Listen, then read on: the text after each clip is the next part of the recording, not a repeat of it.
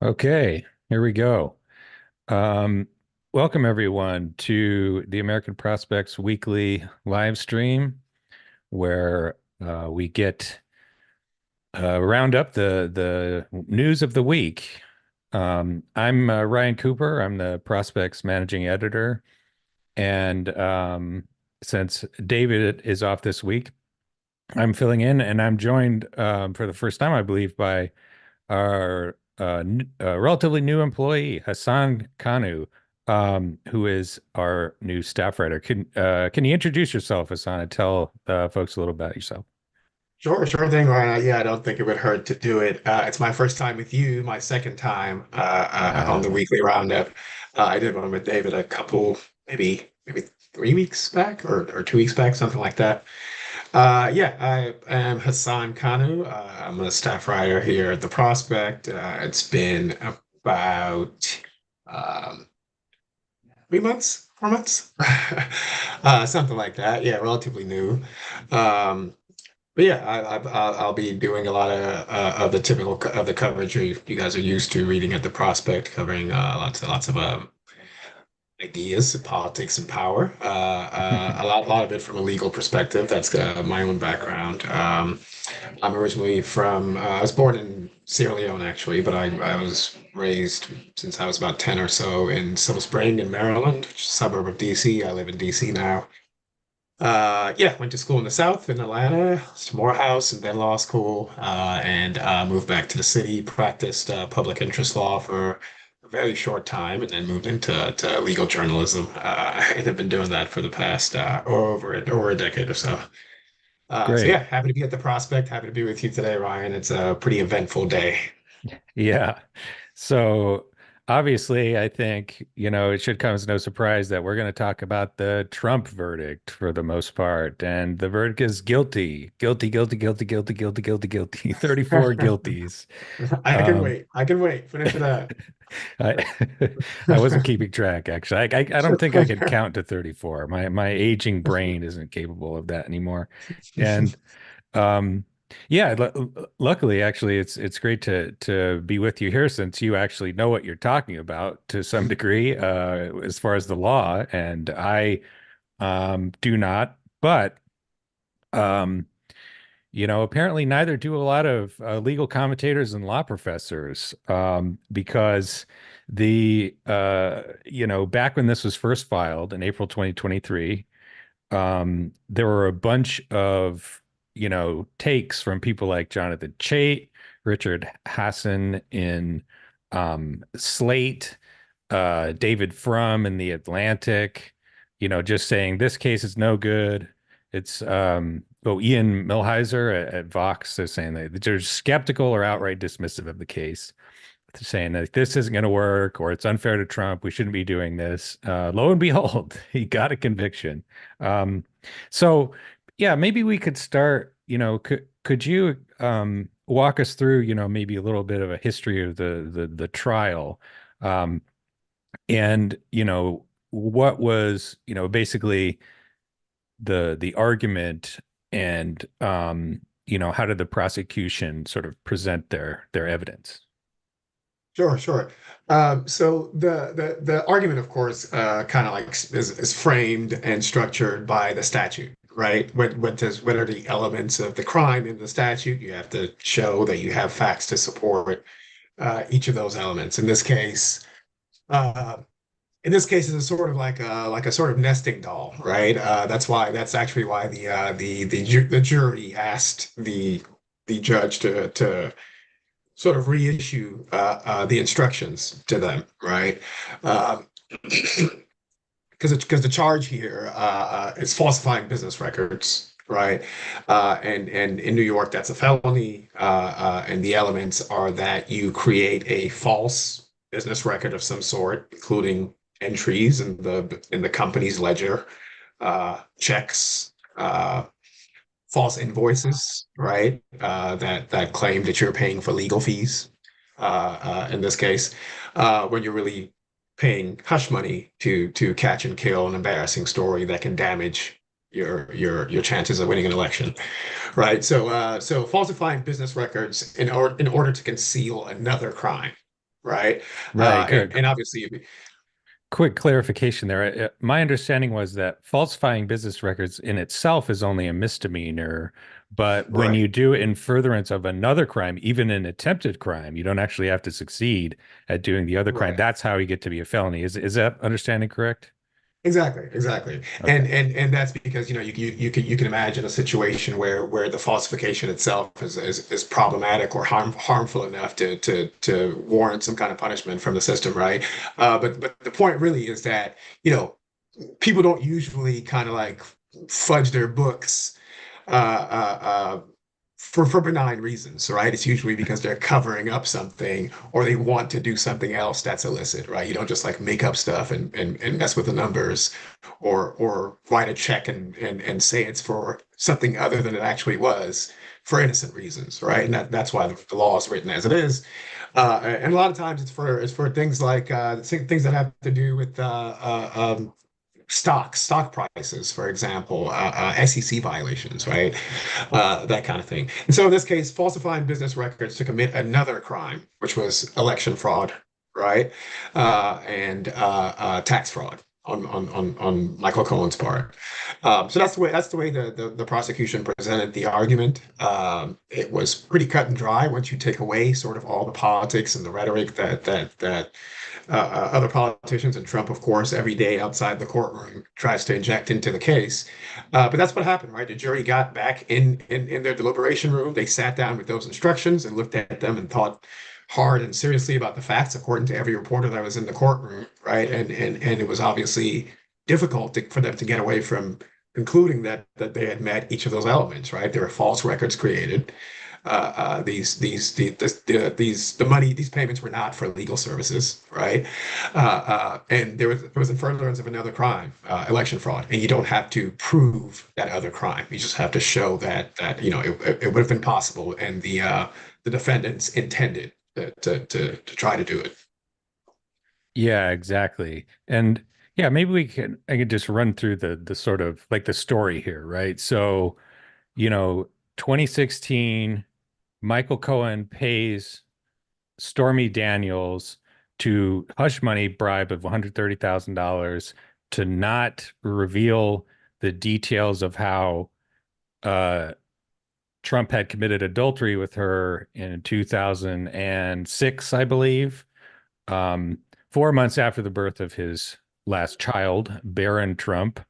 Um, and then later on, uh, paid Cohen back with a series of checks that were camouflaged as, payments for legal expenses. And, that's like the core of it right there. And, basically, you have the false records. This was not a payment for legal services. This was repaying hush money um, Mhm. payment. And it was basically, aside from the taxing, like the core of it was that this was a campaign, an in-kind campaign contribution, basically, that this money was used to influence the election. And Hope Hicks, Trump's former aide, testified that um, Trump told her that they did that on purpose because they didn't want this coming out right after the Access Hollywood tape, if you recall, because it was right after that, and Trump thought he'd be killed among women and he'd lose. So, there it is, right there. That's And right. And in fact, the second thing the jury asked for, besides the instruction on how you meet the elements of the crime specifically, was the testimony of one of the people who testified first, David Pecker, right? yeah, And I think it's reasonable to guess that the reason for that is because that's that evidence, his testimony, is how you identified a conspiracy to commit election fraud, which is the other sort of predicate crime here, right? In other words, Pecker, Cohen, Trump agreed to pay the money for the purpose of, right, preventing these bad stories from coming out. That's the conspiracy part right there. So yeah, yeah.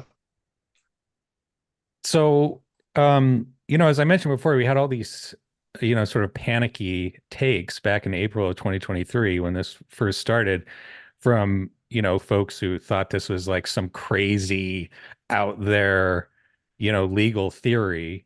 Um, what do you make of those, arguments now? And what do you think, explains them? Yeah, I was never one of the people that thought this was a bogus case. Upon some digging in a little bit, right? After digging Yeah. in a little bit, at first you hear, because that's the way it was reported, right? At first you hear the sordid details about the affair and the meetup in the hotel room at the charity golf game and all this kind of thing. But once you get into, like I said, the elements of the crime and what they're laying out in the indictment, it was pretty easy to see that it does fit the statute, right? What happened was a felony. But yeah, I guess I would say in those folks' defense. First of all, you get there's a sort of notion that gets drilled into you in like maybe month three of law school, where you just tend to be very protective of of the legal institution as a whole, and yeah, maybe folks saw that, like, how Trump has skated away from accountability in so many other cases and thought this was a reach. But I think that was mostly because this was unprecedented, right? It's not something we've seen before. So you have to take, a set of facts that we really haven't seen before and figure out which of our laws apply here, right? That's not super obvious. And so, maybe that's why at first glance, people are looking at this and thinking, oh, wait, that's a thing that's usually for finance guys and people manipulating stocks and their tax records and stuff. What's going on over here with this affair and the election? But again, if you just look at the statute, it fits exactly the scenario that happened here, right?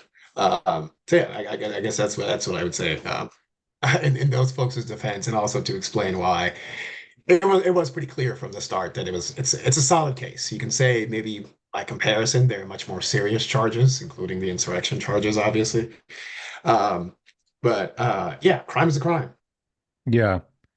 Yeah, I noticed that, an argument from some folks that like it was sort of unseemly to have, the redheaded stepchild of the Trump family of prosecutions be the only one that comes to, fruition. Like Jonathan Chait said, it was like getting Al Capone for tax evasion. Um, and, it definitely does seem like that. As you said, the much more serious charges for attempting to overthrow the government, that's a lot worse than doing this sort of, slimy porn star hush money bribe thing. But I think the takeaway I have from the Al Capone history is that it was good to get Al Capone on tax evasion. He set up the St. Valentine's Day massacre to murder 7 people or whatever, and they couldn't get him on that because the way, this tight structure of these like criminal conspiracies, they couldn't nail him on that. And so they nailed him on tax evasion, which he did do. That was a real crime that he did. He was convicted for it and went to prison. It was like, the cops are like, God, look at this guy. It was FBI rather, and they like this guy is just a menace to society. He's doing these, all these murder crimes everywhere, and they're like, well, if we can't get him on that, we're going to get him on something else. And it turns out, yes, he did other crimes, and I feel like this is the same thing here. It's not like this was some kangaroo court or whatever. This was they had just extensive documentation and multiple witness testimonies. They had Stormy Daniels testify, they had Michael Cohen testify, they had the former um, Trump organization, what was his name, the controller or whatever, and all of these documentation, the checks and the handwritten notes from people at the time who had like discussed the repayment, mechanics with Michael Cohen. And I just it feels like people are not really, a lot of them aren't grappling with like the sort of seriousness of the situation. Like, yeah, it would be ideal if Trump, went to jail for trying to overthrow the government, but like his corruption has so infested the federal judiciary that that's not going to happen before the election. And so we better get him on this instead. It, Yeah. I think as a practical matter, yeah, you put it in appropriate terms. Yeah, I think it's it's a something has to be done sort of situation, right? Not to be like too simplistic about it. But yeah, just given that other efforts, right, in Congress, from federal prosecutors, right, have just failed so far, right? Twice impeached, right? Never actually convicted, right? Acquitted on in both of those proceedings, right? He can trot that out and say it whenever you bring up that he has been twice impeached, right? But yeah, to your point, can't get away from the fact that there is a conviction.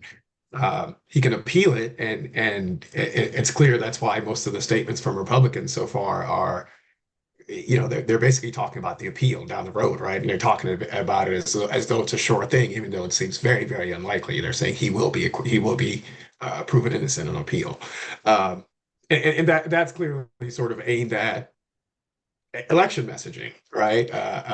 This isn't a convict. This isn't a felon, right? This is a guy who will be, this is a wrongly convicted guy who will soon be exonerated on appeal, right? That's the messaging they're already getting out there. But to your point, that's just disingenuous, right? He can't get away from the fact that there was a unanimous jury verdict. Uh, uh, New Yorkers, his peers, as much as one can use that term when you're talking about Donald Trump, right? And they came down guilty. Yeah.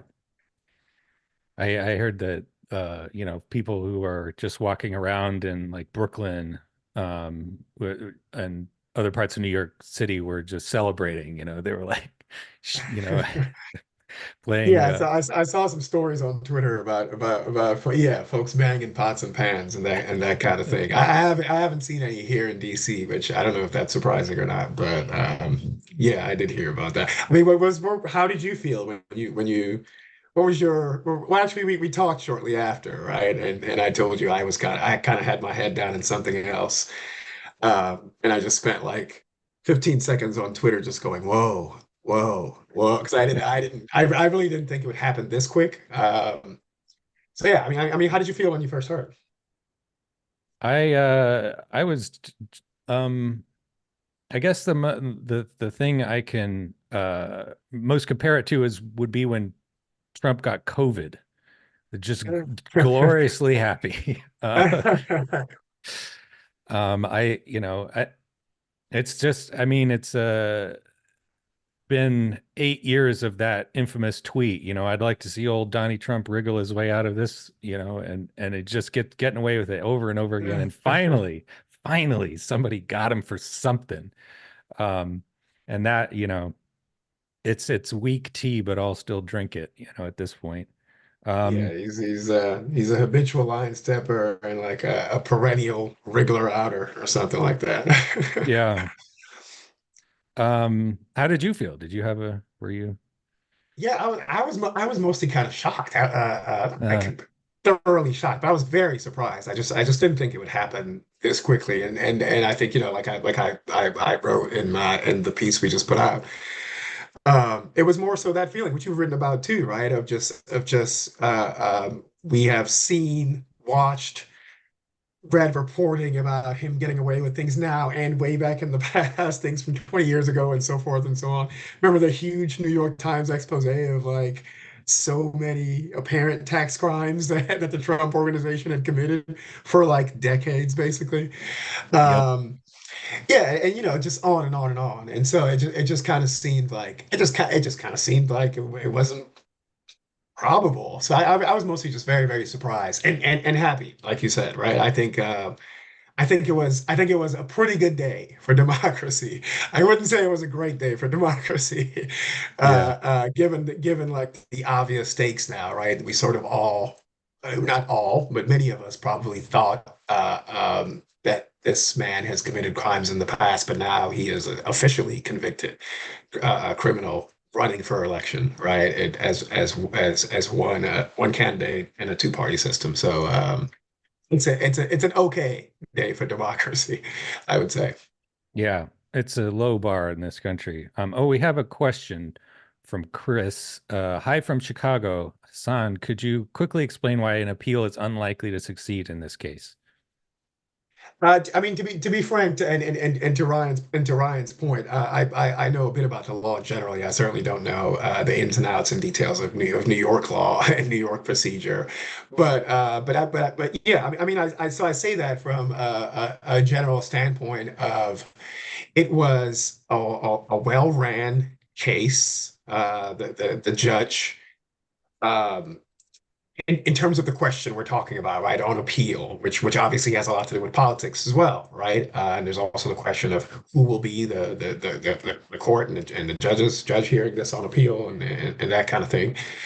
But it was the case was run airtight, right? The judge, in fact, gave Trump and his team a ton of leeway to oftentimes violate court procedures, uh, over and beyond just being very rude in the courtroom, which he was, and obviously any other defendant would have been sanctioned, maybe probably put in jail a long time ago for doing the kinds of things Trump was doing.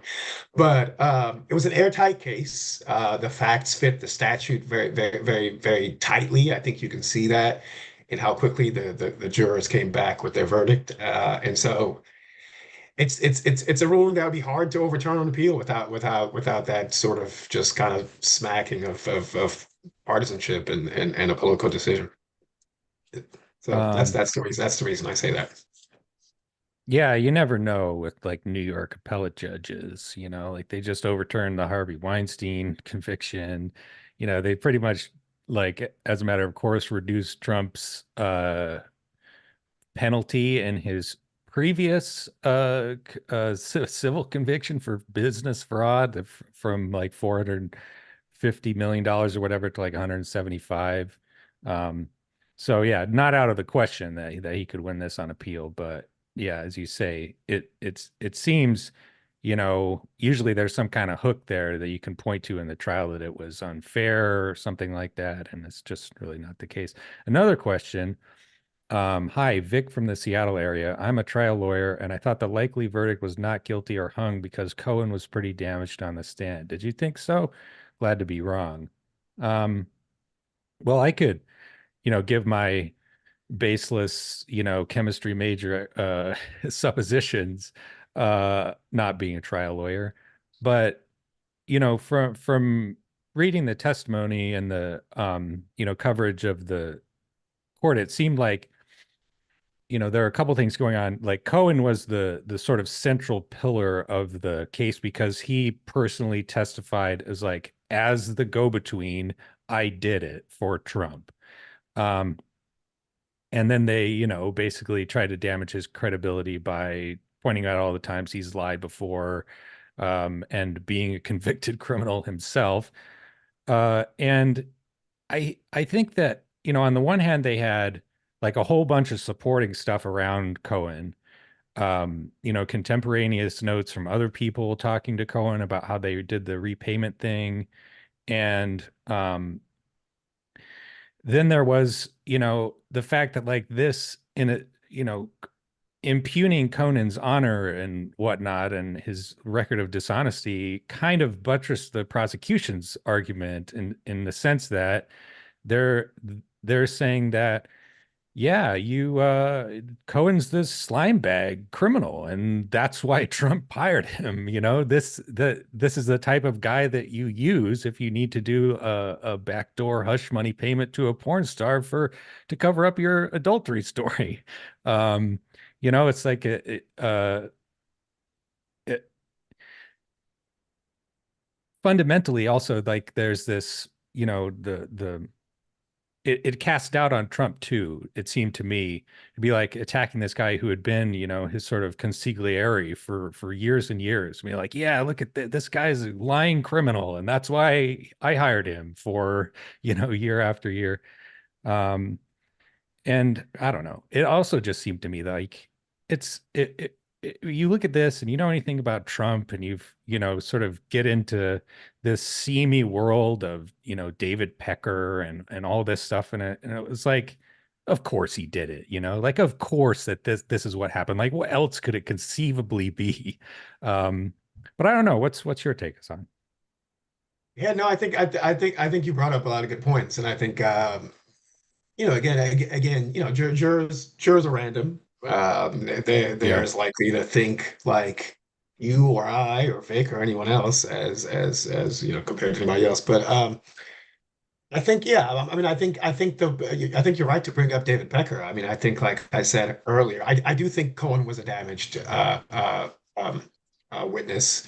And Vic, you're a trial lawyer, so maybe your opinion is the most authoritative here, and we're both glad that it wasn't actually the case. But um, yeah, I would say a similar thing, right? I think Cohen was damaged, but maybe it's one of those. I mean, the police in criminal trials, you see very dirty witnesses testify against other witnesses all the time, right? And it's almost sort of like, just to be simplistic about it, it's almost sort of like you think like, yeah, that guy probably lies all the time, probably wouldn't mind lying on the stand if it served his needs. But in this case, for this reason and that reason, I think he's telling the truth, right?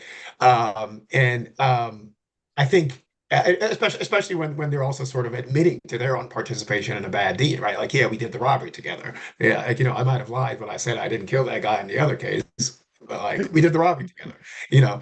Um, so I think a little bit of it was like maybe like Cohen was a damaged witness, but then again, the jury didn't ask for anything from Cohen when they were deliberating, right? They asked for stuff from David Pecker, who again, even though you could say seemingly less slimy, right, doesn't give off like bagman or fixer vibes the way Cohen does, but was kind of doing the same thing, and apparently was open to and probably had done this with other people in his time at the Inquirer. But that's whose testimony, and that's the jury requested stuff from Pecker, right, when they were back there. So it would seem like maybe they either did maybe whether or not they dismissed Cohen's testimony or just thought this is a dishonest guy that I think is telling the truth in this instance. It seemed like they had other witnesses and other evidence that they could look at that sort of bolstered the story, in addition to what Ryan's saying, the whole yeah, he probably did it thing that goes with Donnie Trump often. Yeah. Um, in case we didn't mention, I don't think I said this before that Pecker. So at the time he was a publisher of National Enquirer, and so his part in the trial was he testified that he had done the same thing as with Stormy Daniels on two previous cases. He did catch and kill on his sort of own recognizance for the Karen McDougal adultery story. She was a Playboy model, and also from some guy who claimed that Trump had an illegitimate child or something like that. But anyway, he did those two, and then he said, I'm not doing another one. I've spent too much money on this already, and so that's why Cohen had to do it in this case because they, basically ran up their credit card limit with at the National Enquirer. Um, but yeah, and yeah, established the context of like they were doing this all the time during 2016, and so Cohen's claim that he had done it is more credible. Um, anyway, Right, and we've pointed out a few different bits of evidence and testimony. I think it's also important. This just crossed my mind as you're talking, right? And even though again, Cohen, whether or not Cohen was a damaged witness, just the other kinds of evidence and bits of evidence that came up. One thing that stuck out to me, there was also the "What have we done?" text, right? What have we yeah, done on election night, right? Um, I think that would be pretty telling to anybody sitting on that jury. yeah. Um, so yeah, maybe now we can pivot to talking about, the future, kind of what does it mean? Uh, there's this a few things you can point to that as a sort of initial kind of reaction that I've been tracking. There's, I would say, one of the bigger media feeding frenzies around Trump that I've seen, in the sense that almost every newspaper and publication is covering the same story at the same time with the like sort of requisite level of alarm. I mean, previously, for a variety of reasons that we might speculate on, like people weren't paying that close attention. Like all the big papers and stuff, they had reporters in the courtroom, but like there's no cameras allowed, no microphones. So they had were courtroom sketches and whatnot. And so it was like a sort of, third page of the paper type of story. But now that he's actually guilty, it's like front page, New York Times front page, guilty, and huge letters across the top. And that's like, every, such as newspapers remain in this country, everyone, and the cable news is going crazy over it. Um, can also say that Trump has raised a ton of money off of this, something like over $30 million, I think, last time I checked, from small dollar donations.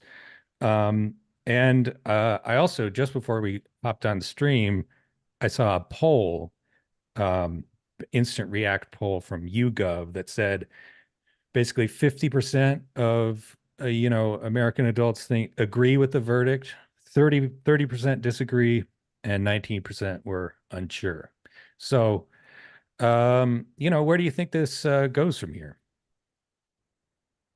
Yeah, I've always this is the same kind of completely unscientific gut feeling that um that led me to say that I don't think he has great chances on appeal, even though, like I said, there's real reason to think so because the like you said, there's not a lot of identifiable like errors or in the case. But yeah, I mean, I think it's hard for me to see that this doesn't hurt his election chances, right? I've heard the arguments, I've heard the pundits. I've always just kind of screwed up my face because I don't really understand what the sense is in that. It seems obvious to think that, yeah, the people who already love Trump and support Trump and we're going to vote for him anyway are probably feeling more fervent in their beliefs. We've seen that happen time and again. But that doesn't at all lead to saying that he's going to like gain support, right? Yeah. And and what's much more obvious is that most people probably don't want to vote for someone who's been convicted of a felony. So yeah, I don't think it's going to help him, and I don't have any more scientific or complicated analysis than that. And I just don't think most people are going to like voting. Most independents, right, and undecided folks, that's who we're really talking about here, are going to think that being convicted of a felony is a plus. Yeah, 34 felony convictions is just like, all right, now I'm going to run for president, for anybody else in the country. Um, yeah, I mean, I guess one wrinkle here is that so far there's been just absolutely classic Democratic Party reluctance to do anything with this. Um, the Biden campaign released a statement and it like immediately sort of pivoted to it's like, well, this doesn't really matter. It's like the only way we're going to keep Trump out of the White House is by voting. And it's just this kind of classic uh cringing sort of helplessness. It's like um I think a much more appropriate response would be gloating, you know, and saying Yeah. convicted felon Donald Trump 100 million times before the election, just hit him on it over and over again. But I don't know that they seem just wishy-washy on this. They want to talk about bipartisan infrastructure law. Um, No, I agree. I agree. I mean, that was you know what, when I asked you how you felt when it happened, it was sort of like reading stuff like that, right? Reading the reactions from people like McConnell, from Democratic leaders, the Biden administration, obviously. Um, and yeah, like you said, they're almost basically just saying like, look, this doesn't matter that much, right? And you're right, as a matter of mass messaging, as a matter of campaigning, um, um, as you know, I called it a moral victory in the piece I wrote, yeah. because again, we know, like I said, in most other cases, for starters, someone behaving that way in the courtroom would have been sent to jail just to make a point, right? But we also know that Trump is not going to be sentenced to jail or house arrest. If he's sentenced to jail, he has to go to Rikers, right? Like the former president and current candidate is not going to be like marched into Rikers. That's probably not going to happen. He's Alas. probably not going to put on house arrest, right? Because it's not that hard to start imagining how he might respond to that, and why that response again, I'm not arguing. I don't agree with these arguments that like that would gain him voters. I'm not arguing that if he's like locked up in Mar-a-Lago or something and just like making live streams every day or whatever he might do, and that's gonna like gain a bunch of voters. But it will be bad for our democracy though, right? And so that's more so my point. But yeah, I mean, as a matter of messaging, it's crazy to see Democrats not sort of jump on this and talk about what it means and explain to the public what it means for you to vote for a guy who was convicted of a felony by a jury, rather than just saying you need to get out there and vote. That's the only way this guy won't be your president again. It's like, thanks, thanks. Yeah. I mean, I guess they're right as a matter of mechanics, but yeah, it just looks pitiful and helpless. It's like rescue us, voters, rescue us. Um, it is remarkable, by the way, that I think that, once again, regular Americans have like done their jobs in a way that, for example, Merrick Garland didn't do for like 2 years almost, in delaying the Trump prosecution for, trying to overthrow the government. Yeah, he did get moving, or well, he appointed somebody who did get moving, Jack Smith. But yeah, it's like the voters and now a jury who put themselves, think we should mention, at uh quite considerable personal risk. Like that's another thing that's happening that I meant to mention earlier, that the Trumpers are going crazy over this. There's but a couple of pieces just like reading the posts on Truth Social and these other Trumpy websites, and it's just like straight up, incitement to like race war and stuff. We need a civil war, we need riots, we need to murder the judge, we need to murder the jurors. Um, this kind of stochastic terrorism has been a feature of all of these Trump uh, prosecutions. The judges get threatened, the judges' families get threatened. Trump was doing that to this judge, if I'm not mistaken. And it's like, Talk about this judge's daughter. Yeah. Yeah. yeah, yeah, exactly. And yeah, talk about things that would get you thrown in pretrial detention in about a microsecond from if you're any Yeah. other person. Like Trump, little Donnie Trump can do witness tampering and jury tampering as a treat. Yeah, Not even, you'd have a midnight hearing as soon as the judge discovered the tweet before bed, and he would call your lawyer and say, "I need you in court now," and you'd be in jail in the next like 6 hours. yep.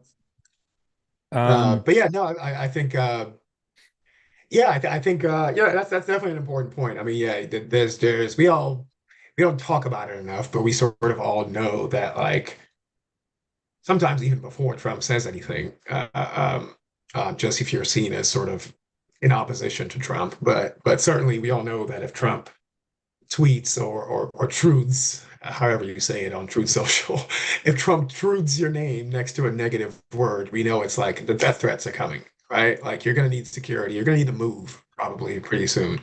That's not like a small deal, right? For regular people. And yeah, these people have to. I've already heard one of the reporters in the courtroom mention that there was at least once where an error of sorts was made, where again, reporters in the courtroom could see or it could pick up some clues about the people on the jury, right? That they otherwise would not have if there hadn't been the slip up. So, and we know these people are going to, folks are going to try to dox these people and all this kind of thing.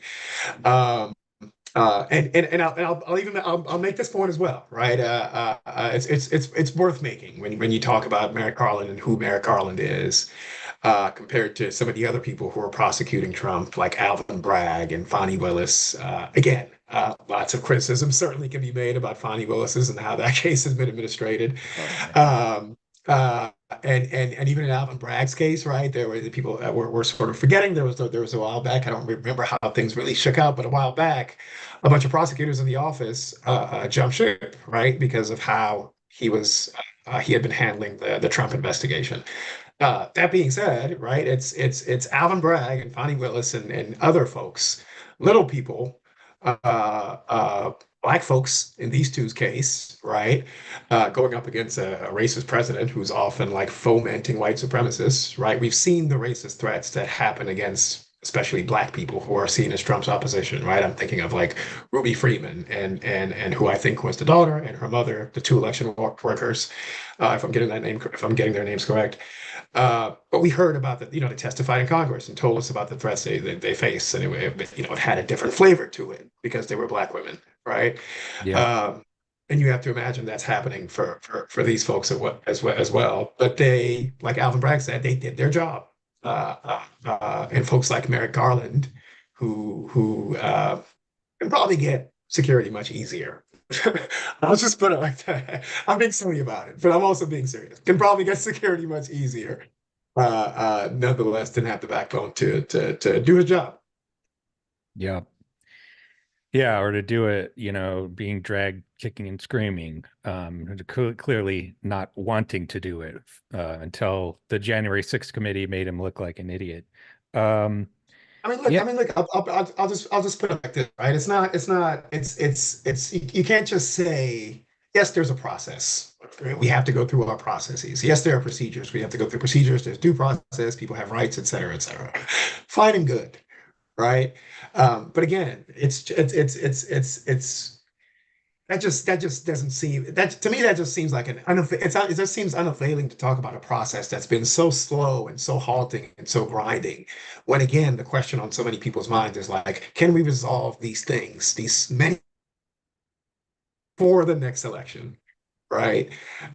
So yeah, so to me, it just I don't know, it just seems inadequate to just what's been done so far and the urgency or the lack thereof. Um, yeah, it's just very unsatisfactory. yeah. It just can't be the case. I mean, it's been longer. Somebody pointed this out to me the other day. It's been a longer span of time between January 6th and now than it was between Pearl Harbor and Victory in Europe Day. You know, Yeah. we manufactured like 800,000 airplanes in that time. Started from a standing start. It cannot possibly be the case that you can't do a federal prosecution in less than 4 years. I This mean, is yeah, it can't be the case that the system is working as designed if where we are is again the second candidate in a two-party system is now convicted on appeal and the presumptive leading candidate for his party, right? That can't be like the outcome. yeah. Um, as far, getting back to this question of uh the likely effects, another thing I thought was interesting is so Trump gave a speech um before just like on some stage somewhere reacting to the verdict, basically just like addressing the question. And I didn't watch the whole thing, but I watched some of it, and he looks terrible. And I mean, it was just very Trumpy, very classic, like just whining and complaining basically the entire time. But it was like, without exaggeration, like borderline incoherent. For long stretches, I could not tell what the heck he was talking about. It was just like random disconnected snippets of like MAGA lore, some of which I recognized and some of which I didn't. You know how he tends to bounce from topic to topic, but it's just like that, except half the topics are just like arcane, weird stuff from like QAnon forum boards way deep, and you're just like, what Sorry, you said when did this speech happen? today? Is it today? Okay. Yeah, Yeah, no, I think from the pictures that are on the front pages of all the major newspapers today. We saw the video of him walking out of the courtroom. Right? Yeah, yeah, he looked terrible walking out of the courtroom. He didn't look happy at all. That's again, that's another unscientific data point, right? To against all these pundits making these arguments that these some of these things will help him or good, or that he's like celebrating and going to use it to portray himself as Nelson Mandela somehow, some way, right? Is again, I always say, you look at the mugshot picture that some of his fans wave, I think Trump is really happy when he sees that picture. You can look at him in the picture and you can tell that he's not happy, right? I don't think he was happy that he had to be like booked and processed like a commoner, right? Which is probably how he felt about it. uh, but yeah, so yeah, I mean, I think he looks haggard and from what I've heard from reporters again that were there when the jurors sent the note up that they had a verdict, he was very affected. He did seem very, very stressed in the moment, according to people who were in the courtroom. Some folks said I remember I heard one reporter say he reached out for his one of his children that was happened to be in the courtroom that day. I don't know what they meant by reach out, if they meant like a hug or an embrace or something, but they pointed out that they had never seen him sort of act that way towards his family, and so he was clearly deeply affected by what happened, and that seems obvious. I don't know why folks act like all this is just going to benefit him somehow. Yeah. And I think it changes the media environment a little bit in that, you know, Trump has been getting just preposterously favorable, treatment from, the big institutions in media, especially the New York Times, which is I'd say its angle so far in the campaign has been anti-Trump. Like they're just relentlessly focused on Biden's age and really every time there's a bad poll result, or especially the ones that they commission themselves, they blow it way out of proportion, just big screaming headlines. Um, and one thing that this does is it I think will put some more attention back on Trump, because what Trump has benefited from is basically, I think the media just not covering him at all. He has these plans, which is basically like, we're going to do a Mussolini bust out on the American government. We're going to fire all the federal bureaucrats and replace them with corrupt boat dealership owners. And, we're going to persecute our political enemies. We're going to deport 15 million people, which is bigger than the population of Pennsylvania. Like one of like a World War II-esque, population transfer, like a war crime, basically. And the media is like, eh, Trump's got a new plan. Okay, Biden old, Biden old, Biden old, but once people, I think, start paying attention to what he's saying and how he looks, I think it's going to remind people that, like, this guy's nuts. He's nuts. He's dramatically crazier than he was in 2016 when he sounded like this sort of fun, like energized, guy projecting strength. You see this sort of like husk of an old man complaining about, these right-wing memes that nobody outside of boomer Facebook even understands. And, he's just like complaining all the time. He's not talking about making America great again and like doing good stuff. It's just that they were very unfair to me. It's pathetic, and it's not something that I think inspires a lot of confidence, or at least I hope not. Yeah, yeah. No, I think first of all, boat dealership owners is a whole nother level, right? I'm always thinking of the car dealership guys. They definitely get to run the town in many places, but boat dealership is another level. Um, but no, I think yeah, no, I think that goes to like the messaging thing too, right? With Democrats and the Biden campaign, in terms of some ridicule, right? Trump is ridiculous in Yeah. so many different ways, right? And they don't point it out half as often as they really should. He's really a ridiculous person. Uh, but yeah, I think in terms of like serious coverage too, and there's a way to cover how serious how ridiculous he is in a serious way, and there should be more of that done too. Um, but yeah, I mean, I was just thinking the other day, he had like he was literally doing his sort of like rollout of his, I guess, I don't want to necessarily call it that, but his appeal to minority voters, right? Mm. And as part of this, he had two Brooklyn rappers come out at his rally in Brooklyn that have like open murder cases against them, because Jesus. he's been on this kick about like I'm, again, the sort of Nelson Mandela, I'm a martyr kind of situation, linking himself with people who've actually been wrongfully and unjustly convicted for much more serious issues and being freedom fighters and that kind of thing. But he brought out two rappers who again have open murder cases against them, conspiracy cases against them, because that's how he feels like he can identify with the Black community, right? Or those are the kind of people he thinks that Black America identifies with as criminals and rappers, right? And Yeah. that should be covered. That should be covered, right? That should be covered in both in a serious way and should also be ridiculed for how stupid and ridiculous it is. Yeah. The Or at least the Biden campaign should be making fun of it, right? And as well as calling it out in a serious way. So yeah, I agree with you.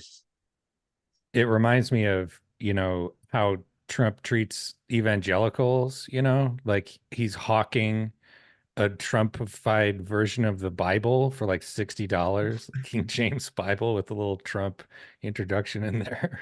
The Um, evangelicals love me. That's what he says. yeah, Yeah. this guy could, recite a single verse of the Bible, like I would be shocked. He goes up to these rallies and just like waves the Bible around, like, you people love this, don't you? And they do in the case of white evangelicals because it gives them what they want. But yeah, the sort of like, middle-aged, like church going black person who's sort of like the core of the Democratic, constituency in like South Carolina or something, or North Carolina, like they're gonna to be turned on by the equivalent of taking a couple of like possible murderers and rappers and being like, Right. you people love this, don't you? That's what black people love. Rappers who kill people. Right. It's not, Mhm. I'm not so sure about that. Yeah. Yeah. And to your point, he's saying sort of kooky things and jumping from place to place all the time. And instead there's a lot more focus on any gaffe or sometimes even things that you can sometimes tell come from the fact that Biden used to be a stutterer, right? Yep. There's a whole lot of focus on that as a weakness. Yeah. Um, but yeah, I do also think, with my sort of optimistic theories aside, that it's gonna be very important for, the Biden campaign and any kind of like progressive media or whatever to like actually try to get this out into the national bloodstream somehow. I mean, especially, the Biden campaign because they got all the money. Um, because like, I mean, think about the Trump's other. He's got two other convictions for business fraud, and he was found civilly liable for sexually assaulting E. Jean Carroll in a way that the judge said that, like, people would commonly understand as rape. Right. Um, In and in so in in as a part of a defamation Right, yes. uh, So, yeah, he was found to have defamed conviction.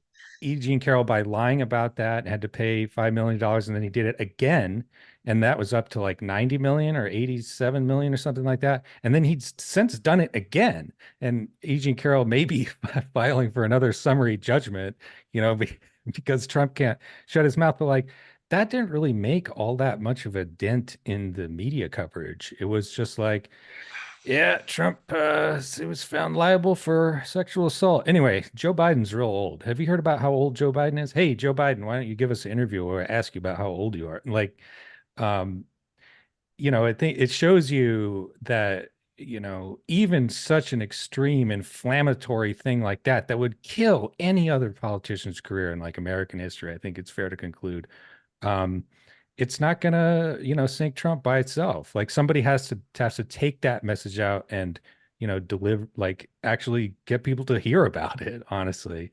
And the media is covering this stuff now, but if others don't pick the ball up, I think they may well just get distracted and start, doing Joe Biden old stories again in a week or two. Yeah, yeah, no, you're right. The judge was careful to make that finding in the defamation case, right? In order to say that this happened. And so when you said that you're not a this and a that, and she's a liar because she said that you did, assault her sexually. This is a bit too important to get wrong, so I should like look it up in the background as I talk about it. But I think that the judge explicitly talked about like digital penetration or something like that, if I'm getting Mm. that right. Uh, um, and so yeah, I don't know if you I don't know if we're getting into more of the way folks were looking at the sort of porn star aspect of the Stormy Daniels case, and maybe there's just this feeling that this is too sordid of a thing to be talking about in a serious forum, et cetera, et cetera. But I mean, that's the cards we're dealt. We're dealing with a guy who lives his life in such a way that porn stars and rape come up, Yeah. right? And we're all adults here, and you have to be an adult to vote, and that's what we're talking about. So it's not just fair game. It's important for people to know who the person is that they're voting for. And you're right. The media continues to fall short all the time and just sort of explaining how meaningful a lot of these moments have been, like a finding of sexual assault. Yeah. Yeah, in our last couple of minutes, yeah, I think that you raised something that I think is kind of important to emphasize. There's a very salacious aspect to this, sex with a porn star, hush money, blah blah blah. Um, but you watch the you read like the Stormy Daniels testimony, and it was really, it was kind of sad, like she said she was important. She emphasized that in her view, it was a consensual encounter, like she basically agreed to it. But she also made it clear that it was like not something that she really wanted to do. It wasn't like an enthusiastic choice, like oh boy, I get to have sex with Donald Trump. It was more like I came out of the bathroom, he's there in his underwear, his bodyguard is outside the door, and basically was like, well, could be difficult or even dangerous to say no. So I'll just say yes because it's easier. And like that is just so emblematic of a certain sexual entitlement that's characterized, a lot of men, but Donald Trump almost above anyone else. Like I think more than 24 women have accused him of sexual harassment or assault. And, that's just it's like what he does. And so it's important in that sense, not to get lost in this like juicy details. It was like this was a bad thing that happened to somebody who didn't deserve it. And it was because he just thinks, a pretty woman catches his eye, is like, I'll have that. And it's how he's lived his life. And, I think it's an important thing to know. Yeah, no, yeah, absolutely. To your exact point, I mean, in this trial, Stormy Daniels basically sort of retracted her previous statements that this was a consensual encounter, basically, right? Not in a Yeah. literal sense. It didn't say I retract or anything like that. But the way she told the story, you understand, on the stand under oath, at this point, the most recent version, is that it was essentially a coercive situation, right? That she testified that she thought she was going to dinner, right? They ended up never leaving his hotel room. She even said the next day that Trump sort of introduced her to Ben Roethlisberger, who later walked her to a room. And when she closed the door, he was apparently outside the door knocking on it afterwards. Jesus. Again, none of this gets covered. All gets glossed over, and just isn't explained in terms of, just to your point, what it says about the way this guy has conducted himself for much of his life, and his unfitness for office for dozens and dozens of different reasons. Yeah. Well, that's an hour. I think we're out of time. And I don't see any more questions. So yeah, I guess we better sign off. This is the Prospects Weekly live stream. I'm Ryan Cooper, joined by Hassan Kanu. And yeah, we'll see you next week, probably with David. Day and back, but we'll see. Anyway, thanks for watching, everybody. Thank you guys. Bye bye.